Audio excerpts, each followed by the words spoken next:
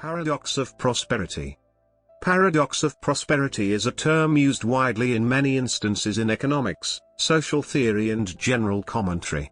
In intergenerational analysis, Professor Gilbert N. Morris defines the term through an analysis of the familial dynamics and social proclivities of what Tom Brokaw has called the greatest generation.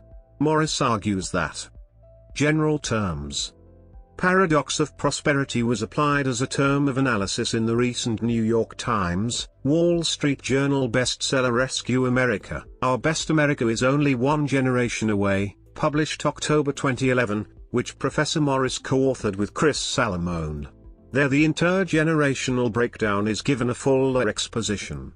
Morris, who has been a careful reader of Thorstein Veblen, particularly Veblen's masterpiece The Theory of the Leisure Class, says his own advancement of this intergenerational thesis was influenced by Veblen. I think, said Morris, Veblen gave some insight as to what is produced in the generation which follows, one such as Tom Brokaw described. The greatest generations, if by that we mean a generation characterized by prudence and sacrifice, nearly always produces a generation which can be characterized as a leisure class. They consume without manufacturing. They project feelings over principles. In general terms, they lack a spirit of sacrifice because they abhor the notion of objective values and so lack the will to recreate or advance the social ethos created by their parents' generation.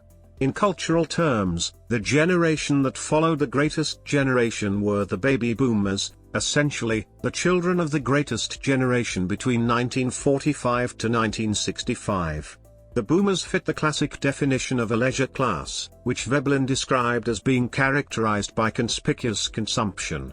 Morris extends Veblen's notion of the leisure class, saying, it is ultimately not a question of economic utility which underlines the idea of conspicuous consumption.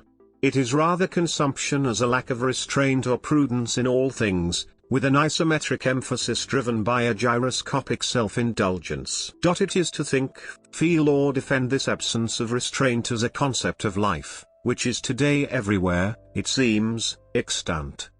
Specific terms. In Rescue America, Salomone and Morris argue the parents of the leisure class, the baby boomers, were prudential but also understandably aspirational. They wanted better for their children than they had. This gave license to a new imprudence characterized by an attitude of entitlement and a culture of complaint. See also, The Culture of Complaint by Robert Hughes, which also influenced Morris's account of prosperity as paradoxical. In his recent book Bahama Modes, Notes Toward a Definition of Culture, Professor Morris says the following: it is quite difficult to press a label upon an entire generation. However, one speaks of the paradox of prosperity in specific terms as a thesis. That is to say, one finds lines of development which possess explanatory potency for the habitudes of people with certain generational similarities.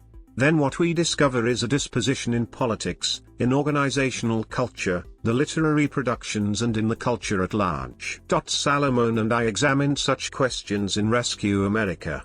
From that disposition, such generations as I have described, which have had no experience of unassignable routine sacrifice, reveal a tendency, which may be summed in his way: they move values toward behavior, rather than behavior toward values.